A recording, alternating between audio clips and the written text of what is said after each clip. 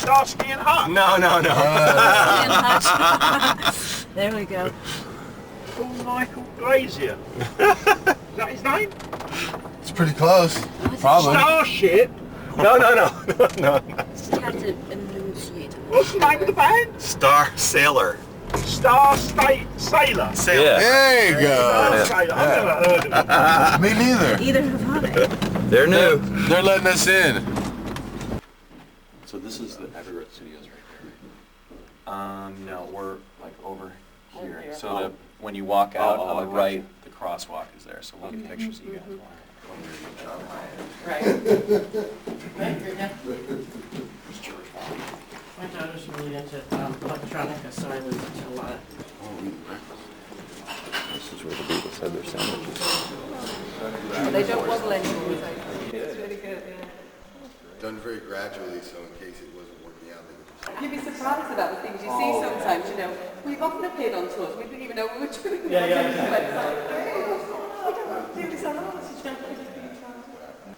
we went right up to the roof this time, right to the very top. But they actually, I couldn't do it, I had high heels on, but they actually went to that very top bit where you go up the ladder. Oh yeah, where Where the point is. Yeah, you know, it sends out Morse code that says Hollywood and Vine. Does it? Yeah. Oh, I didn't know that. It does. Yeah. I thought it said something else. Like, does it say Hallowed and Vine? Yeah.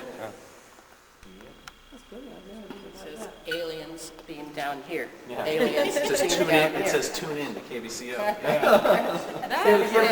You're going to fall off. Hey, Dennis, you can appreciate this. The first thing I did when I got in the cab, after I got off of the tube, was the guy was playing the radio and it said 97.3 FM was the station. You're kidding. That's the frequency for KBCO where Dennis and I were. So my first radio in London was 97. And they called it 97.3 FM.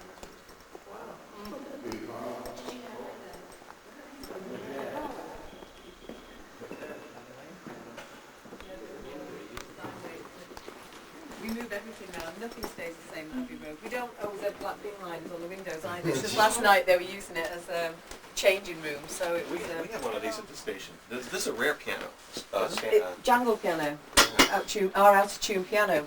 I used to be fascinated when people ask me when was the last time our out-of-tune piano was tuned. It's like, just didn't get it at all, but Ours is an actual Steinway. Is this a Steinway also? It is, yeah, Bill Steinway. Because Steinway didn't build a lot of these uprights. Just such a...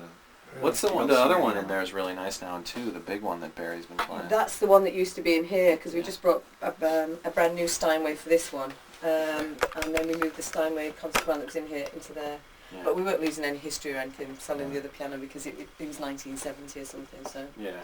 you know, in terms of Beatles, because nobody ever thinks we've done anything 30 years before or 30 years after the Beatles. Really, it's like, well, they don't, you know. But it's like there's a whole history in itself, you know. So the bands and things that have worked here, and the orchestras and the composers, it's pretty amazing. Yeah. Anyway, these are just the isolation rooms, which are good compared to what we used to have. We used to have two great big huts in the studio, which were falling apart when I first came here. So you can make it look like they're in there. Love the sound. And then you've got the... He was good. He did The Living Years. Oh, He was he did? great. Oh my God, Absolutely my mother loves that fantastic. song. She's like one of her favorite songs. He was really good. He performed brilliantly, really. He was, I saw this room in a video that I have of them making a little Standing Stone, I think. Oh The yeah, that's classical right. piece. Yeah, that's right. Because they have a big orchestra for that. That's right, yeah. And so that's where I saw this room on a video. I have been here once before. Oh, right. But, The thing about this particular room is that there's only this room and one of the rooms that even compares to it in London, really, which is Lyndhurst Studios, which George Martin used to be the director of. So we're really lucky in that sense that any of that kind of work would generally tend to come here. We didn't change this when we sort of changed the control room.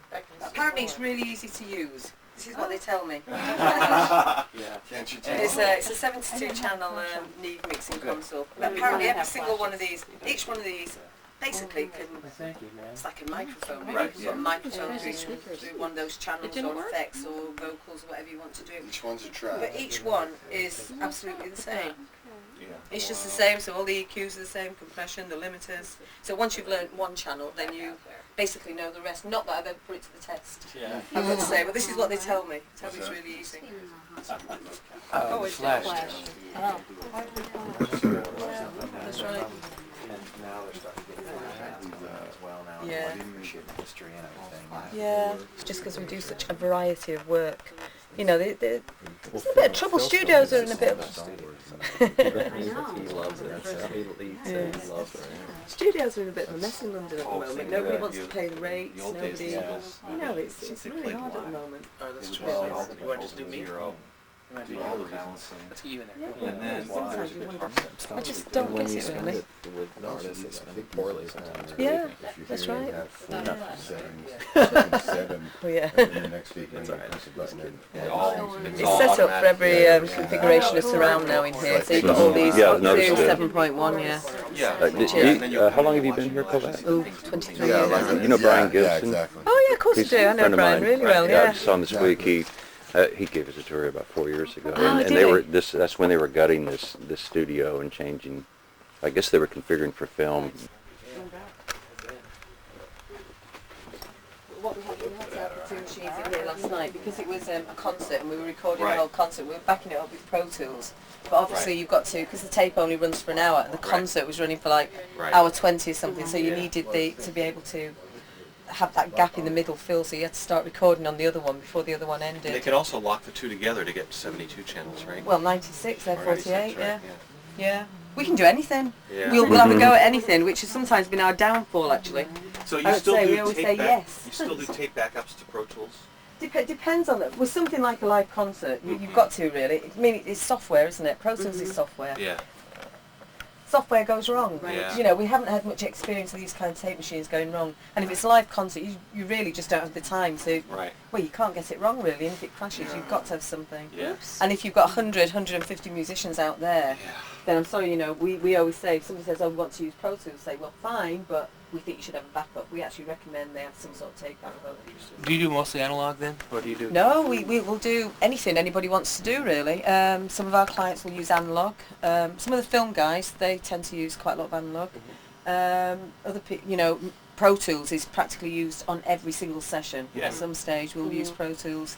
And then of course on the classical side you'd never dream of using anything other than digital tape machines, because they need that real transparent quality in the sound. And then you still have the old 8-track if someone wants to remix. We Or, look after EMI's archive. Yeah. So because we look after EMI's archive, we've got to have a tape machine that will play back every single tape they've ever made. And as the archive goes back to 1897, you can imagine there's quite a lot of Cylinders. wax recording. Yeah, everything, you know. Yeah. So we've got to be able to have that resource really. So well, when I came it was 16 track or 24 track, and I used to think I was blinded by science then. I just took, you know, a quarter inch, that was it. Like compared to now, it's just mad. They're expensive machines though.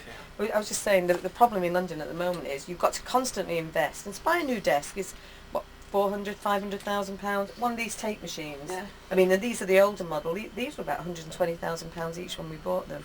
So it's like you've got to keep investing in outboard gear and all the rest of it. But it's like no one wants to pay the rates. So it's like, well, you can't come then. You know, it's. What is the rates? Like This what's room, it- there's what's no it costing reduction. us across the hall there? Well, the book rate's £1,400 a day, but they're not paying that because they've been there for what, 2 months. 2 months.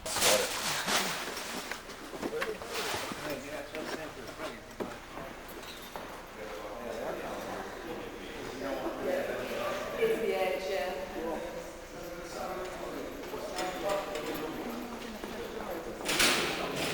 Flash on.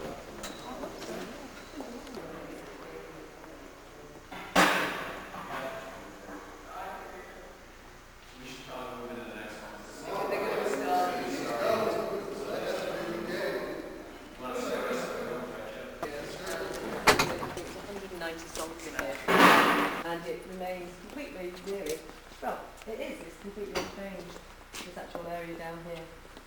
Not because it's a museum. I mean, it's you know, as say Steve, we don't have tours or anything in here really, unless it's somebody we know. And it's a really good sounding room still. It sounds fantastic. It's big.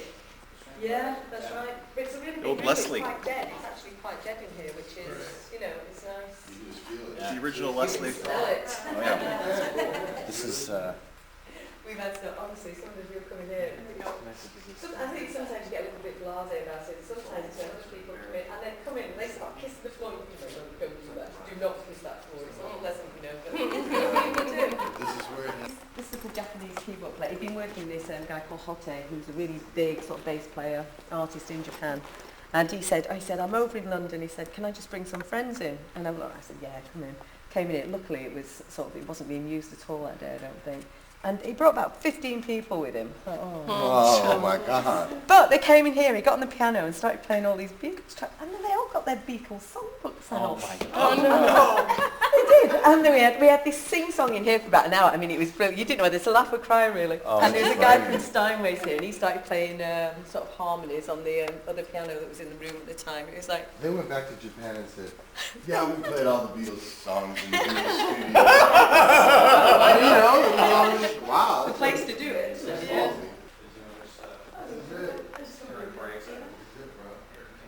Pink Floyd was here, some of the Dark Side of the Moon was done here. Alan Parsons project.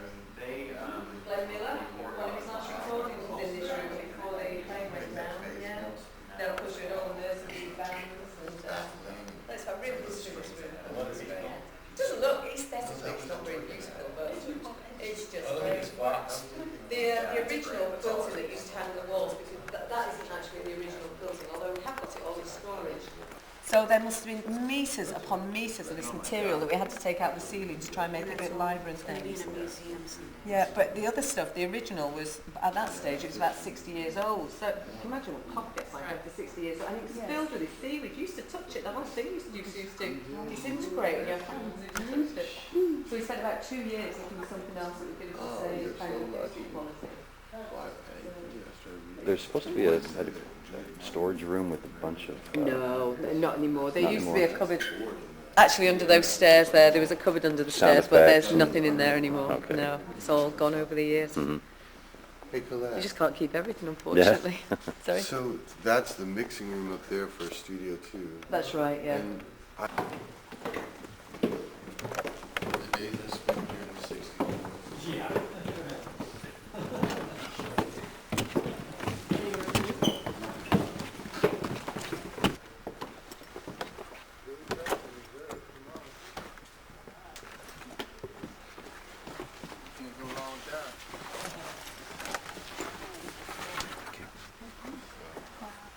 Yeah, I that's mean, how they... this isn't the same, obviously, as it was. Wait a minute, I actually You know, have to show you guys 30 this years ago. picture, which is pretty amazing. Where's the Beatles mojo? Oh, is it that Simpson thing? No, it's the picture Oh, of I thought I saw it here. There's a mojo that's out with the Beatles, and there's a picture of John sitting on that windowsill. On that windowsill. Yeah, which is cool to look at in a magazine and that stand. I just think it's cool to look from Well, up what here. happened This to it? is I just saw this it is around here. what George and this guy saw. Which one shouldn't say old? Vintage. Vintage. Must have been 15 or something when it was out here. Yeah, right. He's 10. Yeah. I came as an a temp actually in the accounts department. I just finished the teachers training college, so I came here and then did bookings, and then they changed the job role about 6-7 years later. Call me manager, still do exactly the same stuff then. You know, except you have to take more of the, if anything goes wrong, the other line of fire really. I'm good at looking pathetic. So I'm really sorry for that. Worst case scenario, fire happened or something. Oh, they're not all kept here. You know, we don't have that kind of space. I mean, Right. although it's quite a big building, we are quite short space. All we keep in the building would be limited tapes, you know, the recordings that haven't actually, that more work needs doing on them. For example, if they still need editing, or if we're in post-production, in the post-production stage with them. And then as soon as it's all released, most things will go down to the vault. Of course. So, You haven't thought that we're all is it? Let me see if they're in school. Excuse me. What's in here somewhere? I don't think it was a good thing. We need another one. Here it is. You got to find your love. I tried again. See that? Yeah. That's that window. George, or John Hold and it Ringo. up.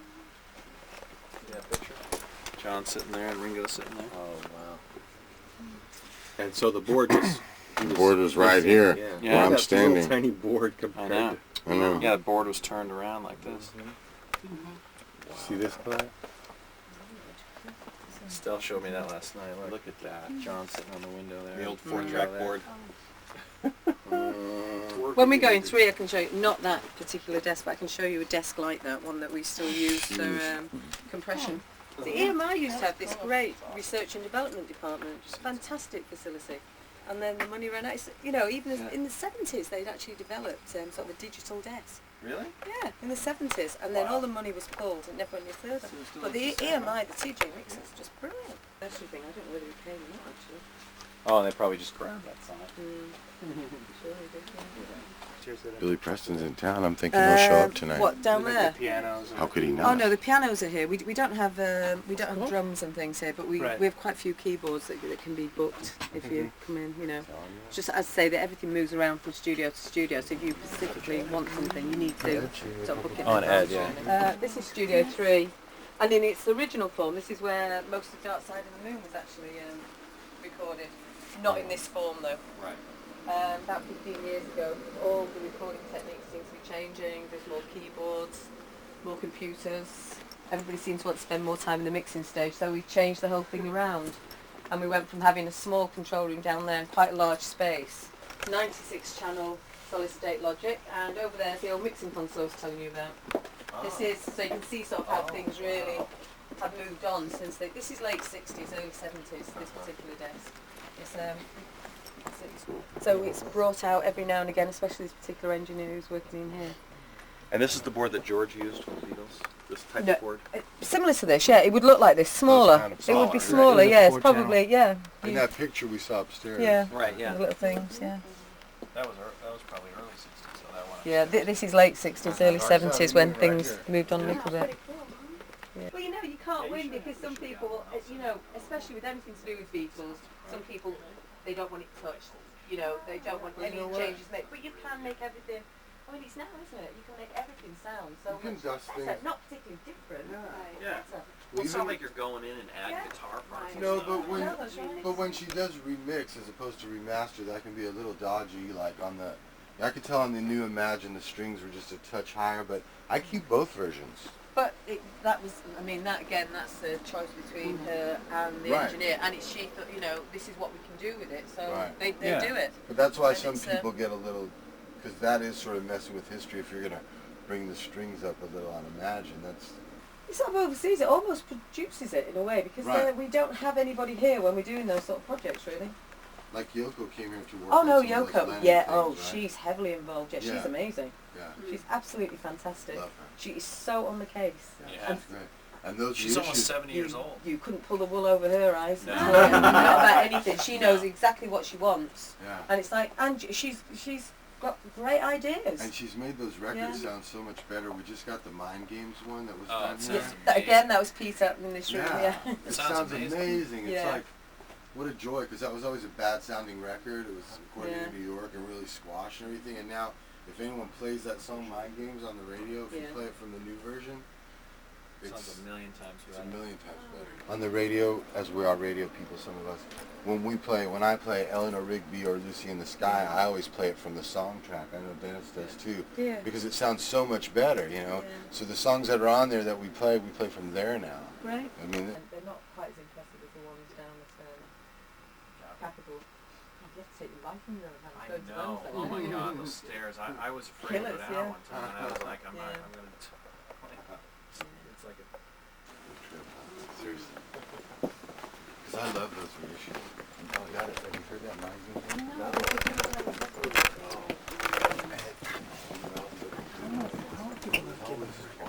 Yes. I just, It's all designed by this Japanese guy, and at the time the whole idea was to keep the place totally self-contained. We actually went through EMI and said, if you put out a wish list for any kind of studio, what do you think the ideal dream studio would be like? So we'd had our own ideas anyway about what we wanted to do, and this is what they came up with, which was great. So you've got a whole lounge, kitchen, shower room area upstairs, you know, TV, cable and all the social things. Then you've got all these panels which move all these panels around and change the sound by I second it, change the sound and have like It's really a live sounding room. It is. Well, the thing was, when we actually came to tear down the ceiling and things in here, because as I say, it used to be quite a big square room. Right. But it was only up to, you see where the ceiling's flat? Right. But then when we started sort of demolishing our place, we found we had all this extra height above the ceiling. Right. So we were able to actually make use of that. So, And all the different angles give it a better sound as opposed to... Yeah, that's right. Everything in the studio, whether it's material or an angle, is there for a particular purpose. Pink Floyd, I can't remember what the album was called, but it was we were mixing one of their albums. Oh, yeah. We were ready, were we? I had to meet them at the door and ask them if they might bring back the next day. Oh, no! My sister and I actually tiled the first shower room we had up there. We were so behind. Everybody said it was a real sort of family thing, this studio. It was great. Everybody's in sweeping up or doing a bit of wiring or tiling. It says I'm so short and we couldn't find a ladder anywhere in the building. We could only get halfway up the wall or two. So, there's a few crooked tiles up there too. Very good. They've got a little vocal area in there. Drum room in here, based on drummers really do like to look at themselves a lot.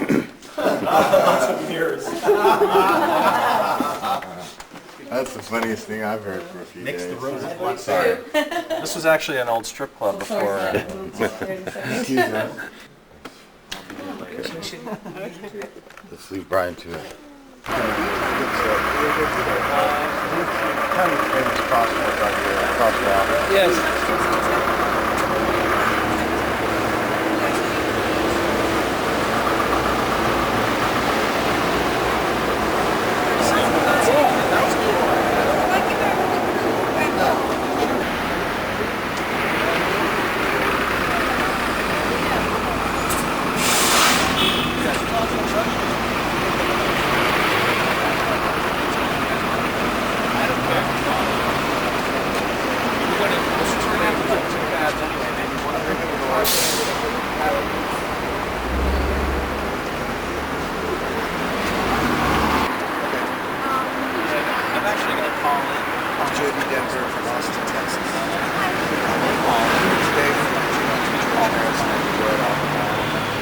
My respects and to enjoy all great music.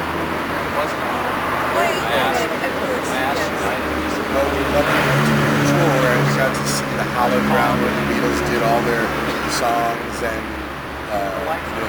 there's 3 different studios in there, so we got a tour of all of them. If someone offers you an opportunity like that to see that, it's certainly something to take them up on all of them.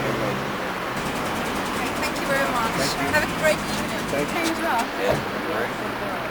You're going to the concert tonight as well.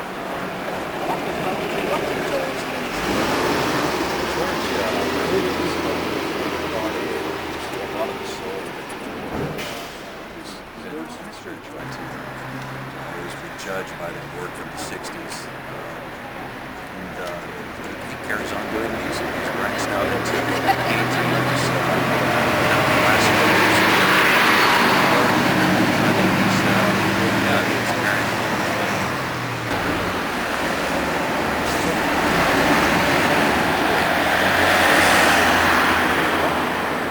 That's why a lot of times we get there early and we do stuff before they come in. Cavendish Avenue. St. John Lennon. No, you said very nice.